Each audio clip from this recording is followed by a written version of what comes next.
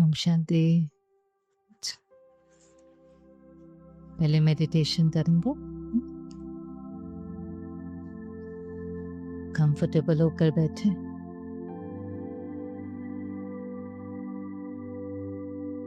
Body को relax करें।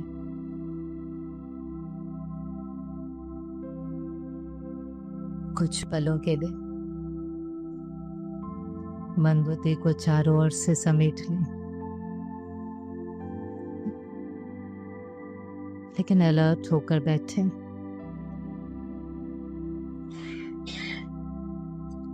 इस समय अपने को शक्तिशाली बनाने का है। अपने को याद दिलाएं,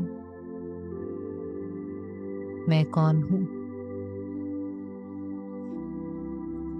सारा दिन हम बॉडी कॉन्शियसनेस की दुनिया में रहते हैं।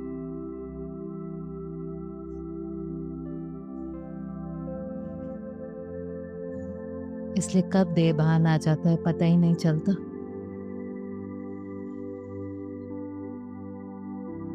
अपने को याद दिलाए, मैं आत्मा हूं, चमकता हुआ सितारा हूं, एक चैतन्य शक्ति हूं।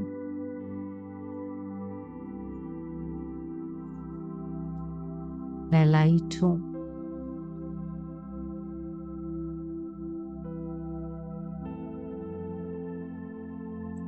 मुझे सारा दिन भिन्न भिन्न रोल्स तो प्ले करने हैं, लेकिन अपनी स्वस्थिति में स्थित होकर करने हैं।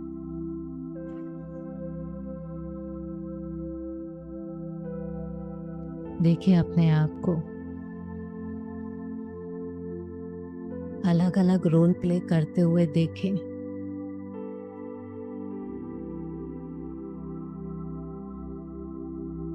कभी मदर का, कभी फादर का, कभी कलीग का, कभी सबऑर्डिनेट का। लेकिन हर रोल में अपने ओरिजिनल नेचर को देखें।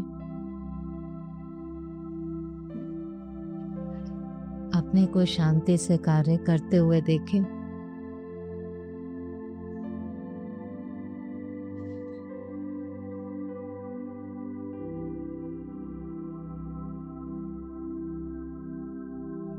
हर एक के साथ प्यार की एनर्जी को एक्सचेंज होते हुए महसूस करें।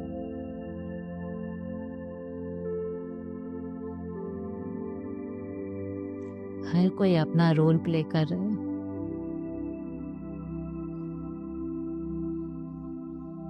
लेकिन हर एक उस भगवान के संतान है।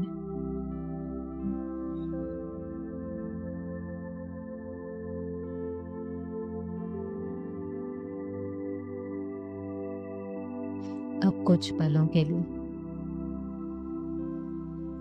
यहाँ से ऊपर परम धाम चले। शिव बाबा को देखें, उसके साथ बैठे।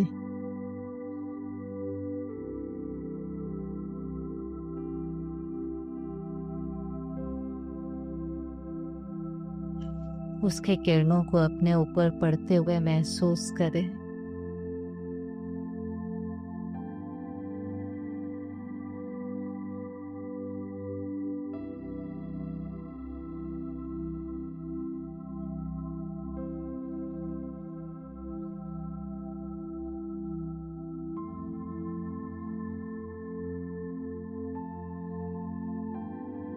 अपने को उसकी शक्तियों से भरपूर कर एक बार वापस नीचे आ जाए।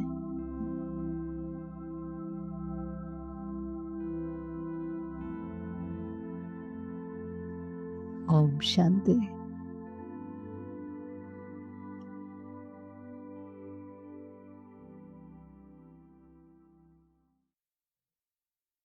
ओम शांति। कंफर्टेबल है सभी? ठीक है। अच्छा, हम सिर्फ यहीं योग करते हैं कि घर पर भी योग करते हैं? किसने शुरू किया? थोड़ा थोड़ा सुबह उठते ही, रात को सोने से पहले। ऑनलाइन मिली आपको गाइडेड कमेंट्रीज, है ना? आप बजा सकते हैं उनको, आप पीछे प्ले कर सकते हैं। लेकिन थोड़े समय के बाद वो वाली कमेंट्री बंद कर देना और अपनी शुरू करना, वो बहुत जरूरी है। क्योंकि वो जो कमेंट्री है ना, वो भी किसकी फीलिंग्स है? जिसने रिकॉर्ड की है। आखिर वो कमेंट्री कहाँ बजनी चाहिए? हमारे मन में। कर सकते हैं, अभी तो 15 दिन से भी ऊपर हो गया। अब आप अपने को ऑटो कमेंट दे पाते हैं थोड़ा थोड़ा? क्या करना होता है योग में? क्या करना होता है योग में? योग के 3 स्टेप कौन से हैं? पहले रिश्ता हम किसके साथ जोड़ते हैं? अपने साथ जोड़ते हैं। तो समझो हम साइलेंस में बैठ गए। अब हमें साइलेंस में बैठ करके क्या करना है? बॉडी को डिटैच करके अपने घर जाना है। वो सेकंड स्टेप है। लेकिन बॉडी से डिटैच होने से पहले मन क्या होना चाहिए? शांत होना चाहिए। अच्छा, कभी कभी ऐसा होता है कि मन किसी बात के कारण थोड़ा हलचल में हो जाता है ना, कभी कोई भूल हो जाती है, हमने किसी को कुछ कह दिया होता है, फिर वो चीज हमारे मन में चल रही होती है। हम परफेक्ट नहीं है, हम परफेक्शन की यात्रा पर है। आजकल सब जगह सड़कें बन रही होती है तो वहां लिखा होता है वर्क इन प्रोग्रेस, लिखा होता है ना। तो हम सब भी कौन है? वर्क इन प्रोग्रेस है। अपने प्रति बहुत रहमदिल होने की जरूरत है। अगर आप अपने प्रति रहमदिल नहीं होंगे ना, तो आप औरों के प्रति भी रहमदिल नहीं हो सकते। जब तक परफेक्ट नहीं होते, छोटी मोटी गलतियां होती रहती है। अब समझो हमारे से कुछ मिस्टेक हो गई थी, कुछ हमने बोल दिया या हमने दुख ले लिया, तो साइलेंस में बैठ करके क्या करना होता है? हाँ जी, क्या करेंगे साइलेंस में बैठ करके? उसको माफ करेंगे। अगर हमने भूल करी है, ये भूल दोबारा नहीं होनी चाहिए ना। तो जब हम साइलेंस में बैठते हैं तो तीनों कर्मेंद्रियों ने काम करना है, मन, बुद्धि और संस्कार। कभी भी जब कोई गलती हो जाती है तो साइलेंस में बैठकर उस सीन को वापस देखो और अपने से पूछो कि अगर ये सेम सीन वापस आती है तो कोई दूसरा तरीका है? समझो वही सीन है, बच्चा होमवर्क नहीं कर रहा है, ऑफिस में कोई मेरे से बात, कोई काम नहीं कर रहा है, कोई बात नहीं मान रहा है। हमने एक तरह से रिएक्ट किया। रिएक्ट करने का मतलब क्या होता है? हम कंट्रोल में नहीं थे, हमने कुछ बोल दिया, मन ने कुछ सोच लिया, रिएक्ट कर दिया। अब दूसरा है साइलेंस में अपने से पूछना, कोई दूसरा तरीका है? होता है दूसरा तरीका कि नहीं होता? दूसरा तरीका होता है, ऑप्शन होता है, चॉइस हमारे पास होती है। फिर अपने को दूसरे तरीके से करते हुए देखो। तो जब आप अपने को मन में दूसरे तरीके से करते हुए देखेंगे तो क्या बनेगा? एक नया संस्कार बनेगा। और अगर सेम बात उस दिन वापस आ गई तो हमारे लिए उस बात में सही रीति से रिस्पॉन्स देना बहुत इजी हो जाएगा। लेकिन अगर हमने साइलेंस में नहीं किया तो फिर चांसेस है वो बात आज वापस आएगी, वो वापस आएगी और हम वापस क्या करेंगे? रिएक्ट कर देंगे। तो पहला स्टेप वो है। फिर दूसरा स्टेप है कि शरीर से डिटैच होकर के कहाँ जाना? परम धाम जाना। मन बुद्धि से यात्रा करना, शिव बाबा के साथ बैठना। कोई दिल में बात है तो उससे करो, मन डिस्टर्ब है तो उसके साथ शेयर करो। बिल्कुल हल्के हो जाओ। आप देखेंगे आप ये करेंगे ना, रात को भी करके सो जाओ, सुबह भी करके सो जाओ, फिर यहाँ क्लास में आ जाओ। मेजोरिटी करके आपके मन में जो भी प्रॉब्लम क्वेश्चन होगा उसका आंसर मिल जाएगा। इन दिनों में ऐसा किसी के साथ हुआ कि आपके मन में कुछ चल रहा था और उसका आंसर यहाँ पर मिल गया? किसके साथ हुआ? कभी ऐसा हुआ ना? कैसे हुआ ये मैजिक होता है, ये सबके साथ होता है क्योंकि वो हमारा पिता है।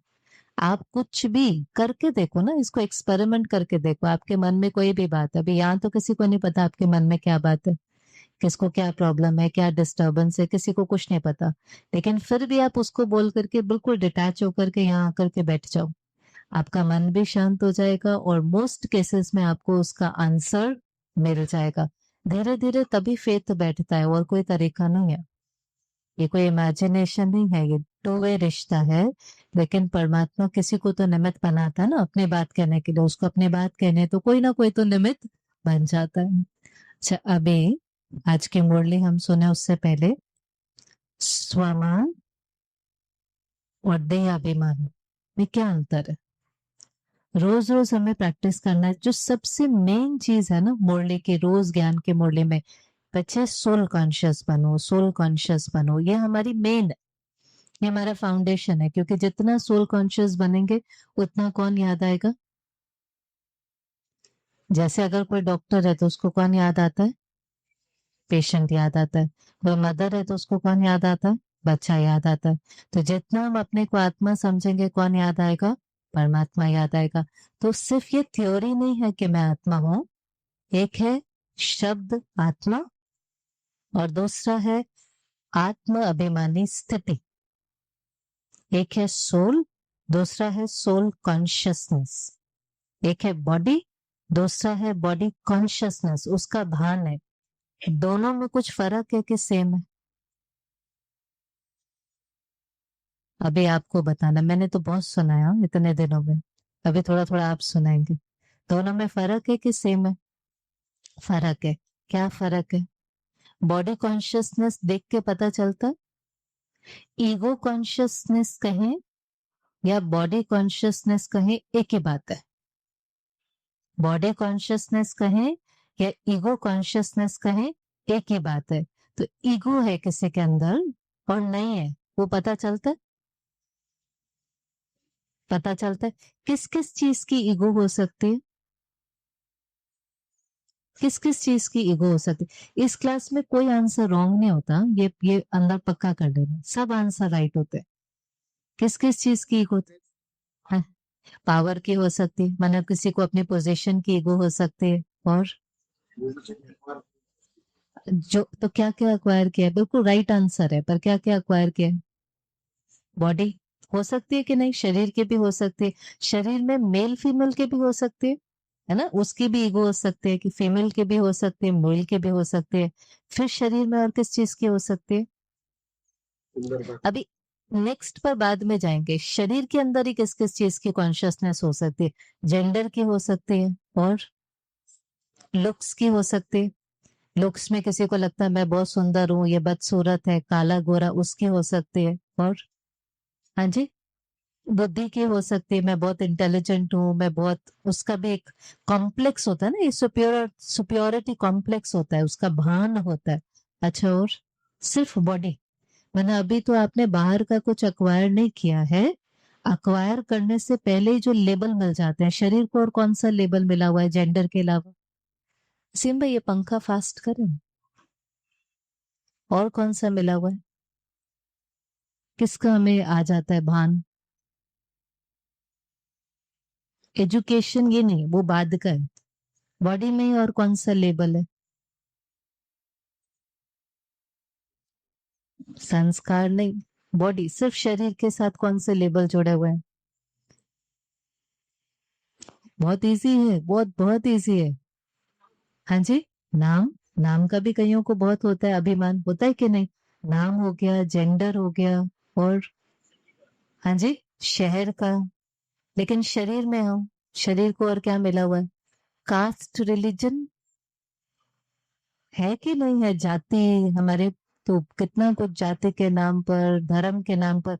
अब इस सब का भान होना, जब आपको ईगो कॉन्शियसनेस होते है ना, तो या तो आपको सुपीरियर फील होता है या फिर आपको इंफीरियर फील होता है। या तो सुपीरियर फील होगा या फिर आपको इंफीरियर फील होगा। चाहे वो लुक्स का भी है, या तो आपको सुपीरियर फील होगा। जब आपको सुपीरियर इंफीरियर फील होगा तो आप सामने वाले को कैसे देखेंगे? उसी स्केल से देखेंगे। इसको कहते हैं बॉडी कॉन्शियसनेस, ईगो कॉन्शियसनेस। मुझे उस चीज का भान है तो मेरे लिए भी कोई नीचा है, कोई ऊपर। समानता नहीं हो सकती। कहने और बोलने में ही हो सकती है, हिंदू चीनी भाई भाई, ये बोलने में है। लेकिन ये कॉन्शियसनेस में नहीं है। कॉन्शियसनेस का मतलब होता है अवेयरनेस क्या है, भान क्या है आपको। उसके लिए जिस चीज की प्रैक्टिस हम करते हैं वो कौन सा है? उसका उल्टा सोल कॉन्शियसनेस। अब जब हम सोल के रूप में देखते हैं एक एक को, तो हर आत्मा का ओरिजिनल संस्कार कौन सा है? 7 गुण। शांति, शक्ति, प्रेम, आनंद, खुशी, ज्ञान, पवित्रता। सेकंड चीज जो आपको उसके अंदर दिखाई देगी, उसके ऊपर लगे हुए दाग। कोई आत्मा बिल्कुल पवित्र तो है नहीं, आपको जो भी मिलेगा उसके ऊपर कोई ना कोई दाग दिखाई देंगे। और तीसरी चीज आपको दिखाई देगी उसके अक्वायर्ड लेबल। लेकिन हमें जब किसी को देखना होता है तो उसके लेबल के पीछे, अक्वायर्ड संस्कार के पीछे ओरिजिनल आत्मा को देखना, उसको कहेंगे सोल कॉन्शियसनेस। इजी है मुश्किल है? इजी है मुश्किल है? फिलहाल मुश्किल है। प्रैक्टिस है, प्रैक्टिस है और कुछ नहीं है। फिर जब हम किसी के साथ भी मिलते हैं तो एनर्जी का एक्सचेंज बहुत सुंदर होता है। देखो अभी बहुत आदत होती है, जिस चीज का भान हमें होता है वही चीज हमें दिखाई देती है। जैसे आप किसी को देखेंगे ना, उसमें भी अगर बॉडी में भी समझो मुझे कपड़ों का बहुत भान है, तो मुझे सबसे पहले किसी के कपड़े दिखाई देंगे। मुझे जूतों का बहुत भान है, तो मुझे सबसे पहले दूसरे के जूते दिखाई देंगे। मैंने जिस चीज की कॉन्शियसनेस मुझे होगी ना, आप किसी के घर में भी जाकर सबसे पहले वही चीजें देखेंगे और उसी से उसको जज करने की कोशिश करेंगे। तो ये पहला ट्रांसफॉर्मेशन हम लेकर के आते हैं कि बार बार प्रैक्टिस करते हैं कि मैं भी एक प्योर, एक बहुत प्योर यूनिक स्पेशल सोल हूँ और सामने वाला भी एक बहुत प्योर यूनिक स्पेशल सोल है। थोड़े समय के बाद ये आदत पड़ जाती। थोड़े समय के बाद आप किसी को उसके बॉडी से, उसके सुंदरता से, उसके जेंडर से, उसके रिलीजन से, उससे आप उसको जज नहीं करते। क्योंकि नहीं तो हमने वो यात्रा करी थी ना एक बार, जब हम ऑफिस जाते हैं तो सबसे पहले कौन मिलता है हमें बाहर? वॉचमैन मिलता है। फिर कौन मिलता है?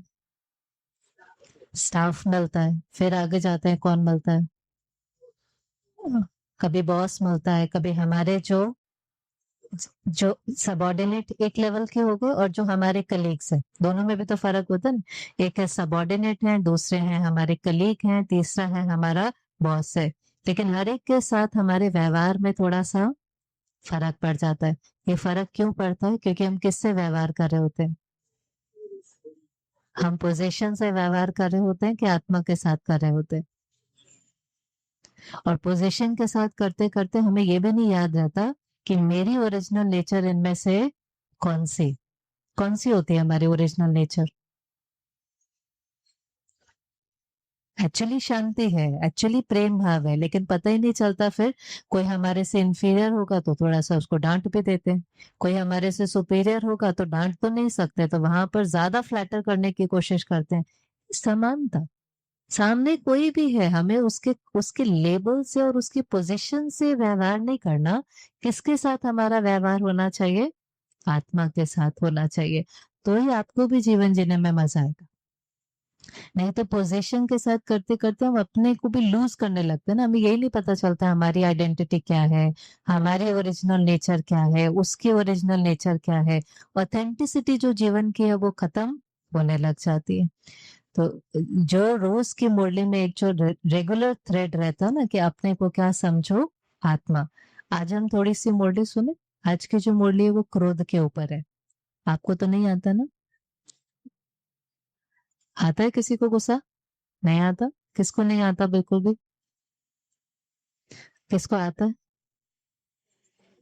सबको आता है। ज्यादा आता है, कम आता है? बहुत ज्यादा आता है। क्यों आता है गुस्सा? कभी आपने नोट किया? अच्छा पहले तो करना चाहिए नहीं करना चाहिए? करना चाहिए नहीं करना चाहिए? नहीं करना चाहिए, थोड़ा थोड़ा। हाँ, थोड़ा थोड़ा करना चाहिए। मन शांत हो जाता है गुस्सा करके? बताओ, किसी का मन अशांत करके हमारा मन शांत हो जाता है? ऐसे वाले काम नहीं करने होते हैं। ये तो क्या होता है, अंदर में वो उतना नेगेटिव एनर्जी क्रिएट कर ली ना, फिर उसके बाद रिलीज जैसा फील होता है क्योंकि वो अंदर इतना क्रिएट हो गया। तो हम उसको क्या कर देते हैं, सारा निकाल देते हैं, एक्सप्रेस कर देते हैं, तो हम हल्के हो जाते हैं। आप तो हल्के हो गए। डिस्टर्ब से ज्यादा जिस पर हम गुस्सा करते हैं वो व्यक्ति क्या हो जाएगा? हर्ट होगा ना। जितना समय वो हर्ट होगा किसके बारे में सोचेगा? आपके बारे में सोचेगा। वो आपके बारे में सोच रहा है, माना वो आपको क्या बेच रहा है? नेगेटिव एनर्जी बेच रहा है। उसको दुआ कहेंगे? वो आपको बैठे-बैठे खाली कर देगी। और इसमें तो ऐसा होता है कि जिस जो हर्ट होगा वो सिर्फ़ अपने तक नहीं रखेगा ना। समझो बॉस ने हमें डाँटा, वो तो डाँट करके चले गए, उन्होंने एक बार डाँटा, अब हम हर्ट हो गए तो हम अपने तक रखेंगे वो बात, आपको लगता है? क्या करेंगे जब कैंटीन में जाएँगे तो? 2-4 को सुनाएँगे कि नहीं सुनाएँगे? तो उन्होंने एक को डाँटा, लेकिन जो नेगेटिव एनर्जी लौट कर के आएँगे वो एक से नहीं आएँगे, वो उस जिस चीज़ के साथ वर्णन किया ना वो सबसे आने वाली है। और फिर हमें लगेगा हम इतनी मेहनत करते हैं लेकिन हम खुश क्यों नहीं हैं? आता क्यों है गुस्सा? हाँ जी। जब हमारी एक्सपेक्टेशन से कुछ और होता है, एक्सपेक्टेशन होनी चाहिए, एक्सपेक्टेशंस होनी चाहिए, खुद से होनी चाहिए। अच्छा, खुद की भी एक्सपेक्टेशन पूरी नहीं हुई, तो फिर खुद से नाराज़ हो जाएँगे। खुद को भी एक्सेप्ट करना है, गोल सेट ज़रूर करने होते हैं अपने जीवन में। एक्सपेक्टेशन एक प्रेशर का काम करता है कि अगर वो पूरा नहीं हुआ तो हम अपने से भी नाराज़ हो जाते हैं। एक होता है एक्सेप्टेंस, दूसरा होता है एक्सपेक्टेशन।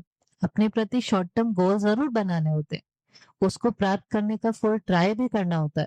लेकिन फिर भी अगर नहीं हुआ तो जैसे हमने शुरू में भी कहा था, अपने प्रति और दूसरे के प्रति रहम दिल, कंपैशन होना बहुत ज़रूरी है। औरों से एक्सपेक्टेशंस होनी चाहिए, नहीं होनी चाहिए। हो जाती है कि नहीं हो जाती है वो तो दूसरा, होनी चाहिए कि नहीं होनी चाहिए? नहीं होनी चाहिए, क्यों नहीं होनी चाहिए? हम कहते हैं I expect you to come on time, I expect you to do this, I expect you to do that, ऐसी तो लैंग्वेज हम यूज करते हैं ना। आई एक्सपेक्ट यू, सारा दिन ही तो ये चलता रहता है गीत की तरह। तो होनी चाहिए कि नहीं होनी चाहिए? होनी चाहिए क्योंकि सब काम पर डिपेंड होता है, ठीक है, रख ली। अच्छा, उन्होंने नहीं पूरी की, हमने तो क्या किया, I expect you to come on time, फिर वो नहीं आए। हाँ जी, तो बहुत गुस्सा आता है ना, तो फिर होनी चाहिए कि नहीं होने चाहिए? डिसाइड करो, एक एक बिलीफ सिस्टम ने एक एक थॉट क्रिएट करना है।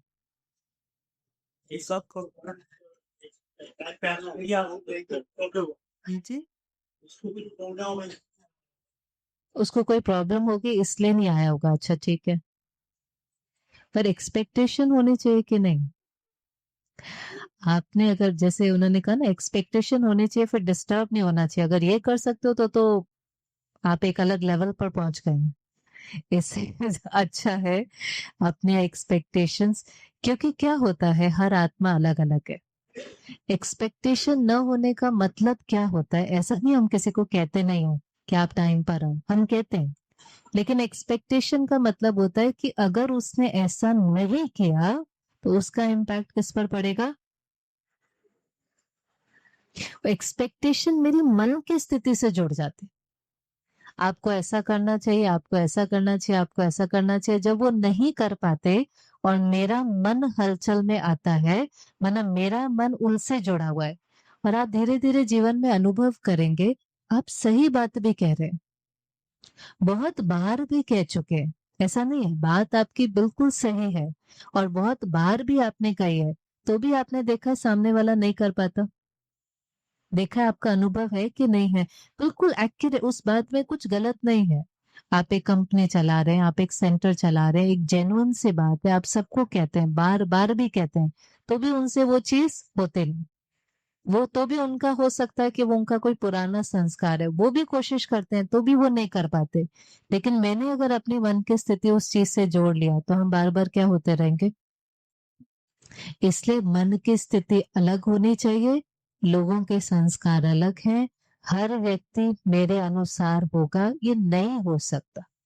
ये बहुत बड़ा सच है, इसको जितना जल्दी स्वीकार करेंगे उतनी अपनी मन की शांति, ये नहीं हो सकता। हम बैठ के क्या होना चाहिए, और होना चाहिए तो वो तो फिर एक ऐसा है कि सत्युग होना चाहिए, गर्मी नहीं होनी चाहिए, सब शांत होने चाहिए, तो होना तो बहुत कुछ चाहिए, लेकिन नहीं होता ना। और जो जो चीजें हमारे कंट्रोल में नहीं होती हम उसको एक्सेप्ट कर भी लेते, ऐसा नहीं हम उसको एक्सेप्ट, मौसम को करते हैं एक्सेप्ट कि नहीं करते, क्योंकि वो चीज हमारे कंट्रोल में नहीं। इतना बड़ा कोविड आया था, छोटी बात थी, बहुत बड़ी बात थी, तो भी हमने क्या किया, किया एक्सेप्ट कि नहीं किया। और एक्सेप्ट करने के बाद अपने को पूछा, अच्छा अब मुझे क्या करना है। तो हमने सारा अटेंशन दिया मुझे कैसे अपने को प्रोटेक्ट करना है, मास्क पहनना है, हाथ धोने हैं, सैनिटाइज करने हैं, क्या करना है। हमने कहा ये है, इसको अब एक्सेप्ट करो, और एक्सेप्ट करके ये सोचो कि मुझे अपने को कैसे प्रोटेक्ट करना है। जहां हम एक्सेप्ट कर लेते हैं हमारा मन शांत हो जाता है। जिन चीजों को चेंज कर सकते हो करो, चेंज कर सकते हो कर लो, जिन चीजों को चेंज नहीं कर सकते आपका मन शांत हो जाएगा। जैसे आप देखो कई लोगों के घर आपने देखा है स्टेशन के पास होते हैं, ट्रेन की आवाज आती रहती है ऐसे देखे। हम जब उनके घर जाते हैं हमें तो बहुत आवाज आती है, हम उनको कहते हैं आप कैसे रहते हो यहाँ पर, रह कैसे सकते हो, आपको आवाज नहीं आती। वो हमें पूछते हैं कौन सी आवाज, कौन सी आवाज की बात करें, क्योंकि उन्होंने उस आवाज को क्या किया है। तो वो आवाज कम डिस्टर्ब करती है, कौन सी आवाज ज्यादा डिस्टर्ब करती है, मन में जो चलता है। मन में जो है ना, ये ऐसे क्यों करता है, ये ऐसे क्यों बोलता है, ये ऐसे क्यों चलता है, ये समझता क्यों नहीं है। बात अपनी कहो भले, लेकिन किसी के संस्कार को आपका मन डिस्टर्ब हो जाए इतना कमजोर नहीं बनना, तो इसमें प्रैक्टिस लगती। इसी को ही तो सहन शक्ति कहते हैं, और क्या है सहन शक्ति माना आपका संस्कार मुझे नहीं हिला सकता। समाने की शक्ति माना आपके संस्कार को मैंने समा लिया, अब जा जा करके वर्णन नहीं करना, उस संस्कार को सारे जगत में जाकर के फैलाना नहीं है। तो आज आज के जो मुरली है मैं बीच से आपको सुनाती हूँ, क्योंकि पूरी मुरली तो 4 पेज की होती है जो हम धीरे धीरे सुनेंगे। सामने के वहां आप जाएंगे तो वहां पूरी चलती है, यहाँ हम थोड़े दिन के लिए थोड़ी थोड़ी लेंगे, फिर धीरे धीरे पूरे सुनना शुरू करेंगे। आज जब बाबा देखते हैं कोई कोई बच्चे कोई कोई समय अपने को अकेला वह थोड़ा सा नीरस अनुभव करते। नीरस माना, हाँ जी, नीरस, डिस्टर्ब है या बहुत अकेले हैं, या जैसे कोई है ही नहीं, हेल्पलेस हेल्पलेस। तो बाबा को बहुत रहम आता है। किसको रहम आता है हमारे ऊपर, भगवान को बहुत रहम आता है कि ऐसी श्रेष्ठ कंपनी होते, कंपनी को कार्य में क्यों नहीं लगाते हो। कौन सी कंपनी की बात चल रही है, ऐसी श्रेष्ठ कंपनी होते, बुद्धिवानों का बुद्धिवान, ज्ञान का सागर, शांति का सागर, ऐसी श्रेष्ठ कंपनी होते हुए भी उसको कार्य में क्यों नहीं लगाते हो। फिर क्या कहते हैं, वाई वाई बहुत बोलते हैं। वाई माना इंग्लिश में, वाई को हिंदी में क्या कहते हैं, क्यों, ये ऐसे क्यों करता है, ये ऐसे क्यों बोलता है, ये ऐसे क्यों चलता है। क्यों क्यों क्यों करते हैं हम इतना ज्यादा, क्या चीज हमने नहीं समझी होती, क्या चीज नहीं समझी होती। एक वाय होता है कुछ जानने के लिए, वो वाले वाय की बात नहीं चल रही है, वो तो आप समझने के लिए वाय करते हो। दूसरा वाय जो होता है ना, जो हमने समझा कि हर आत्मा के संस्कार क्यों अलग अलग है, क्योंकि इतनी लंबी यात्रा पर है। कितने जन्म लिए हैं किसी किसी आत्मा ने, तो पूरे साइकिल के अंदर कितने जन्म, सीढ़ी का चित्र याद है, कितने जन्म लिए हैं, 84। इमेजिन करो ना एक बार, एक जन्म, ये माता पिता, ये भाई बहन, ये हमारे एक्सपीरियंसेस, फिर शरीर छूटा, फिर नया, फिर शरीर छूटा, फिर नया। एक ही जन्म में कितना अलग होता है। हस्बैंड वाइफ है, 25 साल कोई कहीं रहता है, 25 साल कोई कहीं रहता है, उसके एक्सपीरियंसेस अलग, उसके घर का एनवायरनमेंट अलग, उसका कल्चर अलग, इतने अलग अलग होते हैं कि नहीं होते। फिर सबसे पहले शादी करने से पहले क्या मिलाते हैं, कुंडली मिलाते हैं। जब तक कुंडली मिलती नहीं हो शादी नहीं करते। फिर सेम निकलते,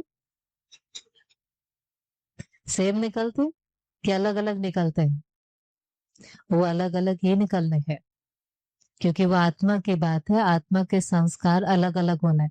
अलग अलग होना माना गलत बात है, अलग अलग होना माना गलत बात है। सेम चाहिए नहीं, अच्छा पॉसिबल हो तो चाहिए, जो आप बोलो वो बोले, जो आप सोचो वो सोचे, जो आप करो वो करे, सब सेम सेम सेम, तो कैसा हो जाएगा। नीरस, बोरिंग। सेम है तो बोरिंग है, अलग है तो भी प्रॉब्लम है, सेम है।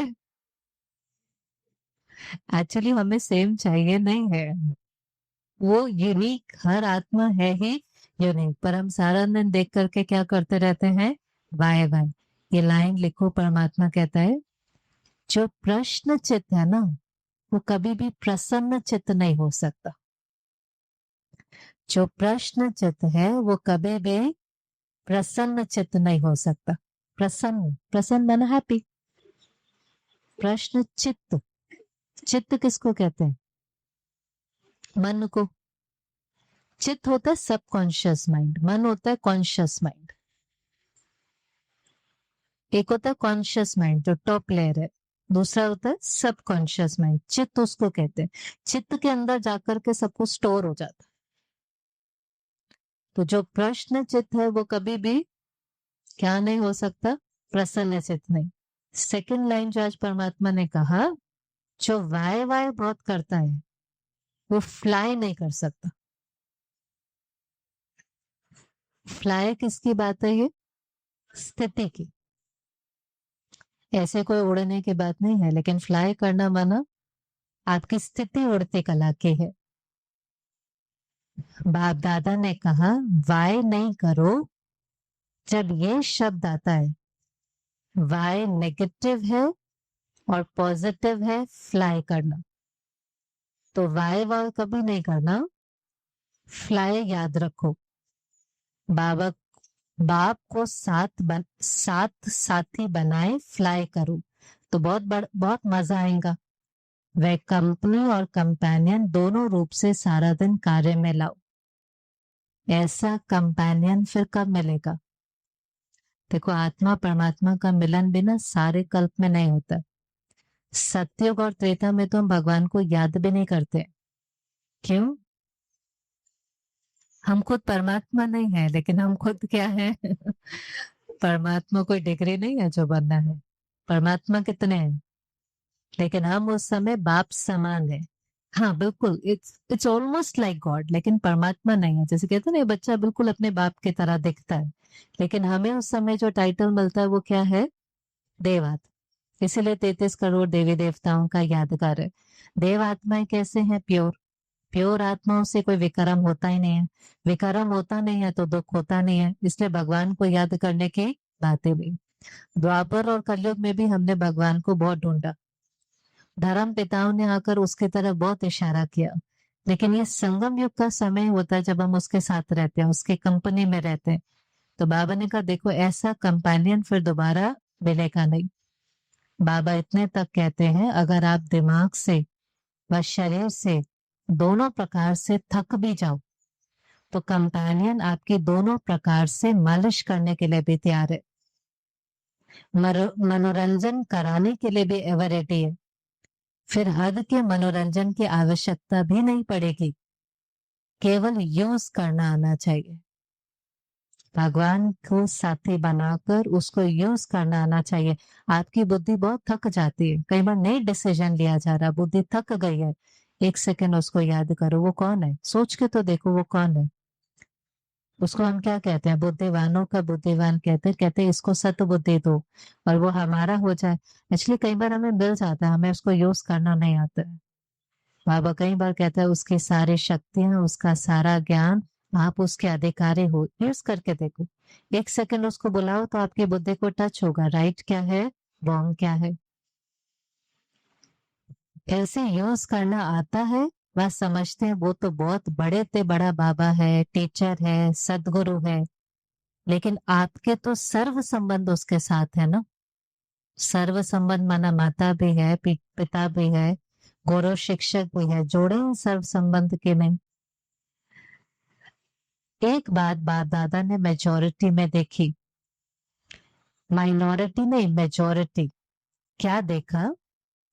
जब कोई सरकमस्टांस सामने आता है तो मेजोरिटी 1 2 3 नंबर में क्रोध का अंश न चाहते भी इमर्ज हो जाता है।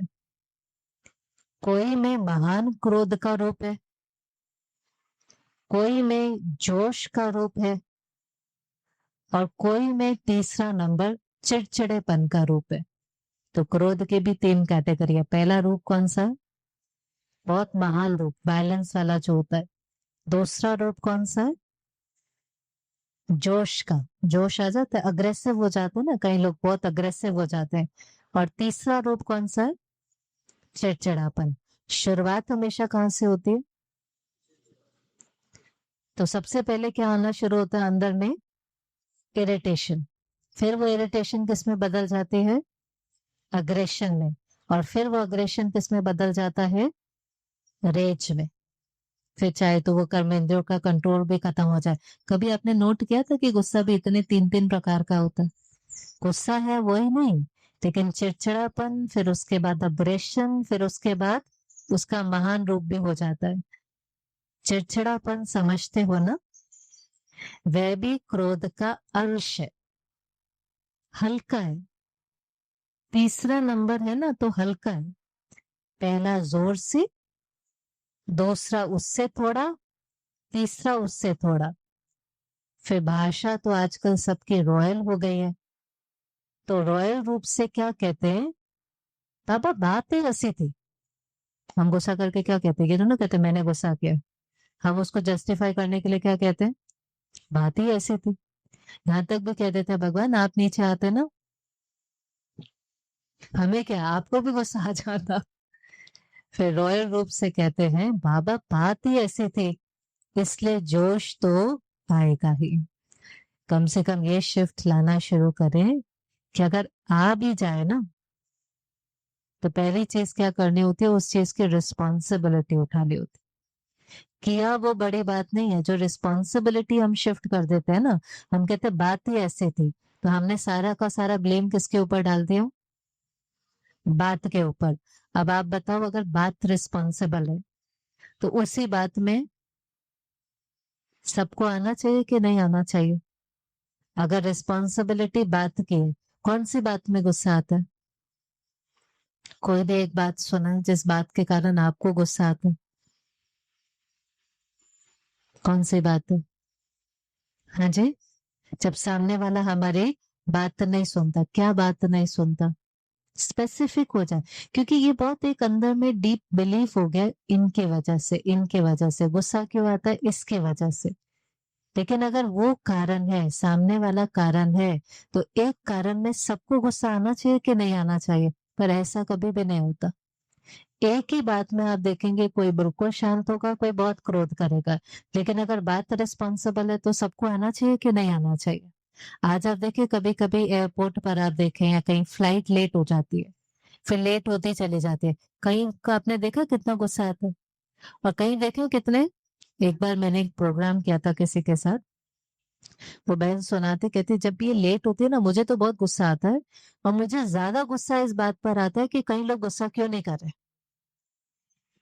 इतना आराम से क्यों बैठे हुए, कोई किताब पढ़ रहा है, कोई नींद कर रहा है, हम सारे मिल करके अगर गुस्सा करें और हम सारे मिल करके चीखे चिल्लाएं, तो कम से कम वो हमारी बात सुनेंगे। तो उसको इस बात पर गुस्सा आता है कि बाकी लोग गुस्सा, उसको उस चीज का भी हेल्पलेसनेस फील होता है।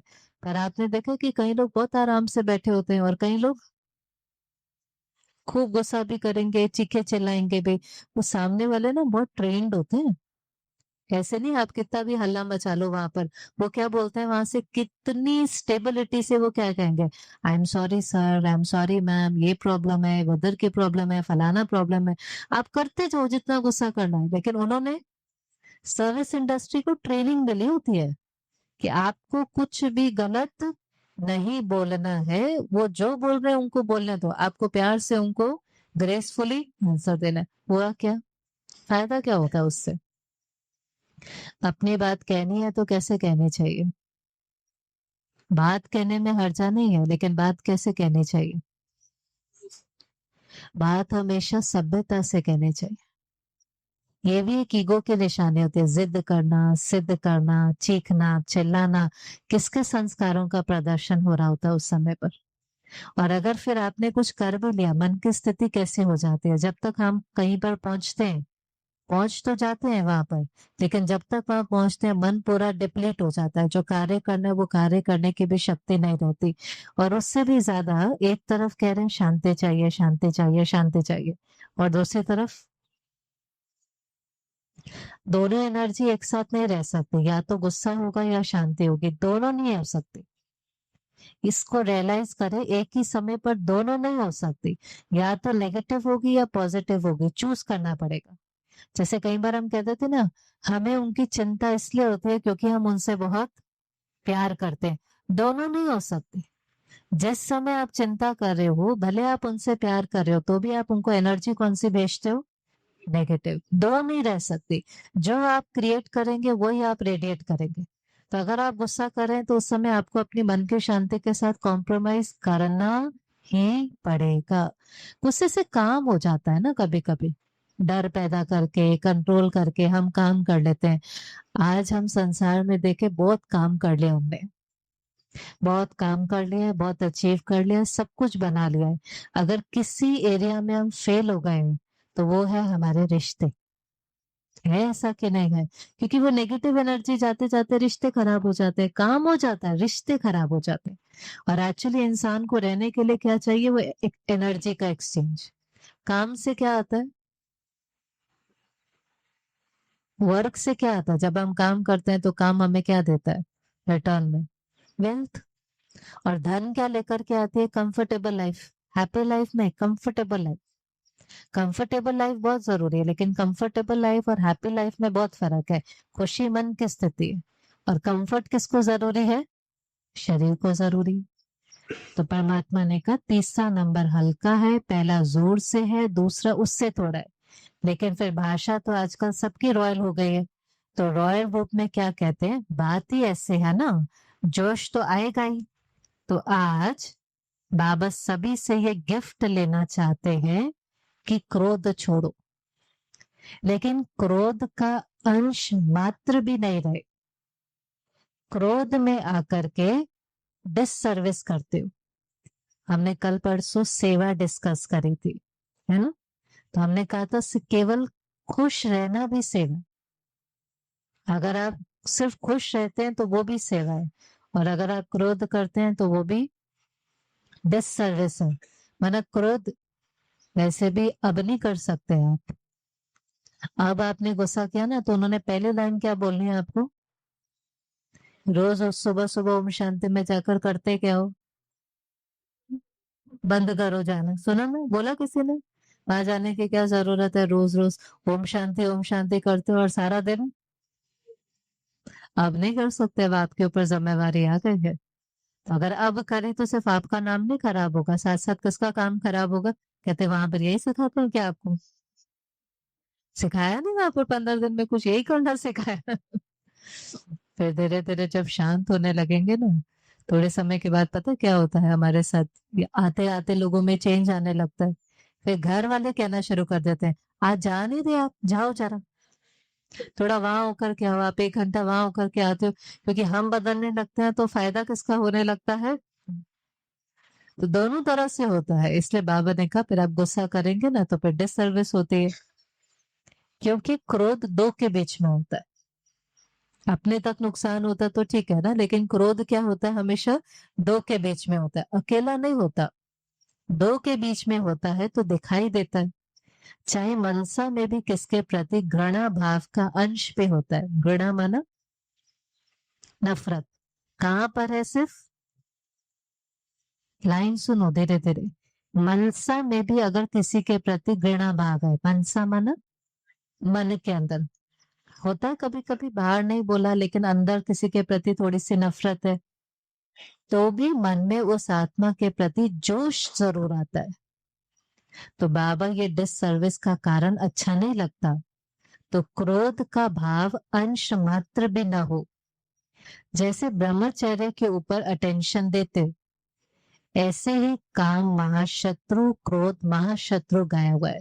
ये लाइन कहाँ लिखे हुए है? काम महाशत्रु क्रोध महाशत्रु कहाँ लिखे हुए है ये लाइन? गीता के अंदर ये लाइन लिखी हुई है, क्रोधेशु कामेशु। क्रोध भी महाशत्रु है, और काम माना जो विकार में, काम विकार जो हमने उस दिन भी कहा था कि lowest form of body consciousness है। सबसे ज्यादा शक्ति इसके अंदर नष्ट होती है। और जैसे ही हम ब्रह्मचर्य की पालना के साथ एक्सपेरिमेंट करना शुरू करते हैं, हमारी बहुत एनर्जी सेव हो जाती है, सोल कॉन्शियस रहते हैं, परमात्मा से कनेक्ट होना हमारे लिए बहुत ईजी है। आजकल तो बहुत लोग इसके साथ एक्सपेरिमेंट करते हैं, वो महसूस करते हैं कि हमारी एनर्जी कितनी बची रहती है। कोई भी प्रकार, लस्ट माना डिजायर, कोई भी प्रकार के डिजायर, कोई भी प्रकार की, चाहे वो विकारों की है, चाहे वो किसी चीज को प्राप्त करने की है, डिजायर और गोल में अंतर होता है। एक है आपने कोई एम ऑब्जेक्ट है, कोई गोल है, इच्छा वो होती है कि जब तक वो मिलेगा नहीं तब तक आत्मा को खुशी नहीं होती, तो वो उसको प्राप्त करने के लिए कुछ भी करने के लिए तैयार हो जाती है। इसलिए लस्ट को अच्छा नहीं माना जाता। लस्ट है डिजायर, चाहिए ही चाहिए, चाहिए ही चाहिए, नहीं मिला तो गुस्सा भी आएगा, नहीं मिला तो झूठ भी बोलेंगे, नहीं मिला तो गलत भी करेंगे। तो वो है बहुत बहुत आत्मा की कमजोर स्थिति कि उसके ऊपर हमारे मन की स्थिति डिपेंडेंट है। एक है इच्छा, एक है जरूरत। जरूरत है ठीक है, आपका शरीर है, उस चीज की कोई जरूरत है, लेकिन जरूरत के ऊपर मन की स्थिति डिपेंडेंट नहीं होती। डिजायर एक्सट्रीम फॉर्म होता है। तो लस्ट चीजों का भी हो सकता है, लोगों का भी हो सकता है, पोजीशन का भी हो सकता है, किसी भी चीज का हो सकता है। लेकिन किसी भी चीज का अगर वो है तो वो आपको सुकून नहीं लेने देता जब तक आप उस चीज को पा नहीं लेते। शुभ भाव, प्रेम भाव इमर्ज नहीं होता। अगर क्रोध है तो किसी के प्रति शुभ भाव या प्रेम भाव इमर्ज नहीं होता। फिर मूड ऑफ कर देंगे, उस आत्मा से किनारा कर लेंगे, फिर उसके सामने नहीं आएंगे, बात नहीं करेंगे, उसकी बातों को ठुकराएंगे। सब रिलेटेबल लगता है कि नहीं लगता है? हमारा रिपोर्ट कार्ड कोई तो खोल करके देगा ना, आज तक तो कोई और मिला नहीं। अब भगवान टीचर बन करके आएगा तो पहले बताएगा तो ना कि हम क्या क्या करते हैं, तो सुनो वापस क्या क्या करते हैं।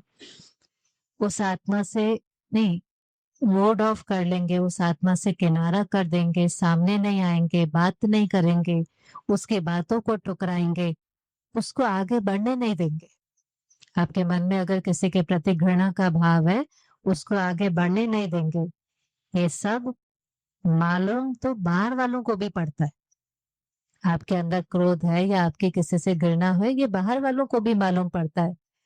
फिर भले कह देते हैं आज इसकी तबीयत ठीक नहीं है, छिपाने के लिए क्या कहोगे? घर वाला ही कोई होगा तो कह देंगे इसकी तबीयत ठीक नहीं है।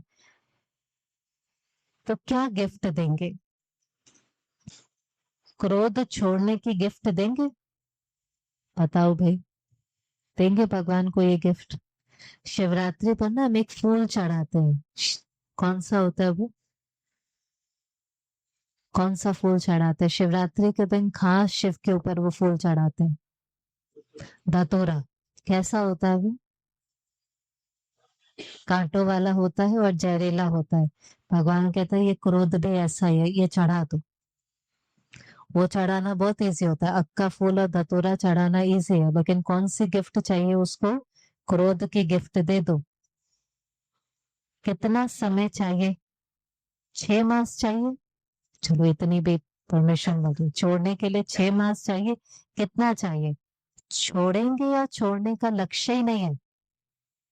जिन्होंने कहा कोशिश करेंगे वह हाथ उठाओ, जो समझते हैं कि हम 2-3 मास में कोशिश करके छोड़ेंगे तो बहुत अच्छा है। अगर आप हिम्मत रखेंगे तो बाबा आपको मदद देगा। हिम्मते बच्चे, हिम्मते बच्चे, मददे। हिम्मत हमारी, हिम्मत का एक कदम हमारा, मदद उसकी। तो इस प्रकार से रोज के मुरली में आप देखेंगे कुछ ना कुछ धारणा की बातें, ज्ञान की बातें। अब ऐसा नहीं है हमें पता नहीं है कि हमें क्रोध छोड़ना है, ऐसा नहीं है। लेकिन आज जब हमने आधा पौना घंटा ये सुना तो ये हमारी कौन सी लेयर हो गई? टॉप लेयर हो गई, ये हमारी ऊपर की लेयर है। आज आपको लगता है थोड़ा सा नेचुरल अटेंशन रहेगा, आएगा भी तो आप रोक लेंगे, आप कहेंगे नहीं नहीं सुबह ही हमने सुना था, सुबह उसने हमें कहा था। तो ये होता है धीरे धीरे अपनी मन की शक्ति को बढ़ाना। अच्छा अभी हम सुनना बंद कर दे तो धीरे धीरे ये सारा क्या हो जाएगा? मर्ज हो जाएगा। तो ऐसा नहीं है कि हर रोज कोई बहुत अलग नई बातें होनी है, लेकिन वो जो आत्मा की खुराक है, अब ये आत्मा की स्टडी कंप्लीट हो गई, अब दिन भर में आप धन कमाएंगे, दिन भर में कुछ बहुत कुछ करोगे, लेकिन इस स्थिति के साथ करेंगे कि मुझे सब कुछ करते हुए किसी के ऊपर क्रोध नहीं करना, घृणा नहीं करनी, किसी को आगे बढ़ने से रोकना नहीं है। आगे बढ़ना हो तो मुझे सबको आगे बढ़ाना है। ये जीवन जीने का तरीका होता है। कई बार क्या होता है, जीवन में बहुत कुछ प्राप्त कर लेते हैं लेकिन इन बातों के ऊपर अटेंशन नहीं दिया होता, तो सब कुछ पाने के बाद भी अंदर में जो खुशी और संतुष्टता होनी चाहिए वो नहीं होती, क्योंकि सोचा गलत, बोला गलत, किसी को दुख दे दिया। धन कितना भी हो तो भी आपको कंटेंटमेंट की फीलिंग नहीं आती। आज का जो वरदान है, जो बच्चे भगवान के संग में रहते हैं उन्हें संग का रंग ऐसा लगता है जो हर एक के चेहरे पर रूहानियत का प्रभाव दिखाई देता है। रूहानियत किसको कहते हैं? हाँ जी, मासूमियत अलग है, उसको इनोसेंस कहेंगे। जैसे अभी आपने कहा ना कि जो ईगो है वो दिखाई देती है ना, ऐसे तो कोई बोलता नहीं है कि मुझे शरीर का भान है, मुझे सुंदरता का भान है, मुझे मेरी पोजीशन का भान है, बोलता तो कोई नहीं है, पर आपको दिखाई देती है कि नहीं दिखाई दे जाती? दिखाई देती। ऐसे ही अगर किसी के अंदर ह्यूमिलिटी है, किसी के अंदर निर्माणता है, किसी के अंदर स्वामान है, वो चीज दिखाई देता है कि नहीं दिखाई देता? किसी हम संत आत्माओं से मिलने जाते हैं, उनकी प्योरिटी दिखाई देती है कि नहीं दिखाई देती? रूहानियत है कि जितना समय आप इस अवेयरनेस में रहते हैं कि मैं रूह हूं, तो वो शांति, शक्ति, खुशी, प्रेम, आनंद, वो भी आपके चेहरे से ऑटोमेटिकली दिखाई देता है। चेहरा किसका दर्पण है? चेहरा किसका दर्पण है? मन का।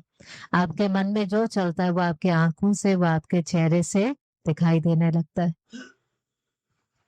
जिस रूहानियत में रहने से फरिश्तेपन का मेकअप स्वतः हो जाता, चलते फिरते लोगों को आप कैसे दिखाई देंगे? जैसे ये फरिश्ते हैं। जैसे मेकअप करने के बाद कोई कैसा भी हो लेकिन बदल जाता है। होता है ऐसा कि नहीं? आप कहते इतने सुंदर है नहीं जितने सुंदर ये लग रहा है, मेकअप करने के बाद बदल जाता है। मेकअप करने से और सुंदर लगता है। यहाँ भी फरिश्तेपन के मेकअप से चमकने लगेंगे और ये रूहानी मेकअप सर्व का स्नेही बना देगा। स्लोगन है, रोज की मुरली में एक वरदान और एक स्लोगन आता है। स्लोगन है, ब्रह्मचर्य, योग तथा दिव्य गुणों की धारणा ही वास्तविक पुरुषार्थ है। पुरुषार्थ माना मेहनत। ब्रह्मचर्य की पालना, योग और दिव्य गुणों की धारणा ही वास्तविक पुरुषार्थ है। ओम शांति। तो ये आज के मुरली थी। अभी वापस 2 मिनट साइलेंस में बैठेंगे, ठीक है?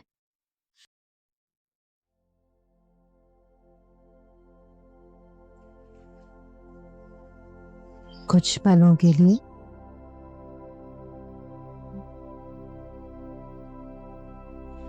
मन बुद्धि को वापस चारों तरफ से डिटैच करें।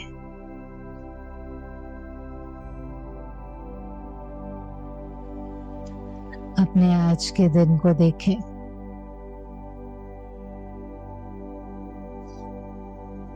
आज सारा दिन हम अनेक लोगों से मिलेंगे।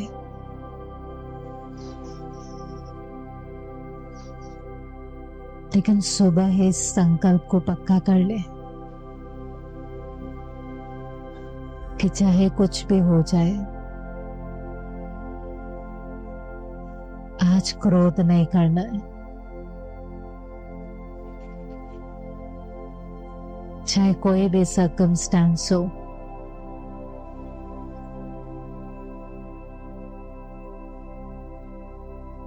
कैसे भी कोई व्यवहार करे,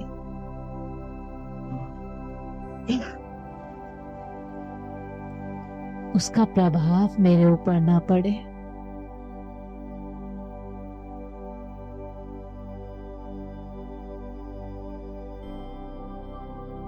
हम इतने कमजोर नहीं हैं चोरों के संस्कार हमें डिस्टर्ब कर सके। न क्रोध करना है, न जोश में आना है, न हिंसा करनी है। मैं शांत स्वरूप आत्मा हूं। शांति मेरा संस्कार है।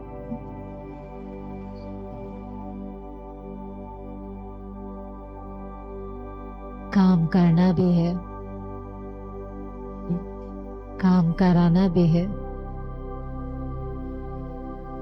लेकिन शांति से।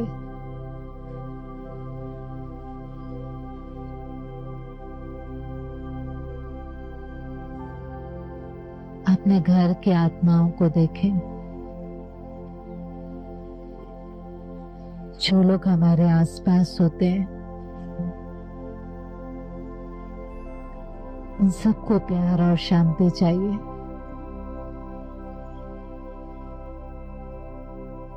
आप रिश्ता बनाएं, काम अपने आप हो जाएगा।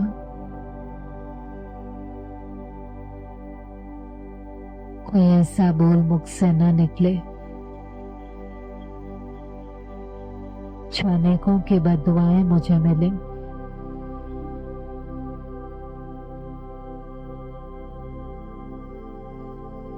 मेरी रिस्पॉन्सिबिलिटी है अपने मन का ध्यान देना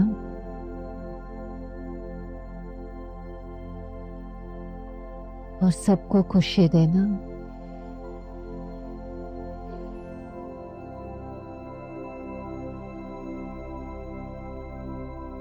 भगवान से वायदा करें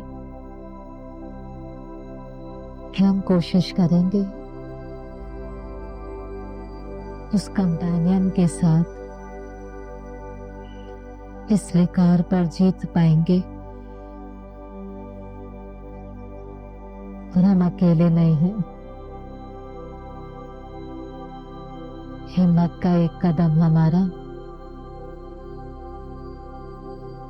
1000 गुना मदद उस बात की।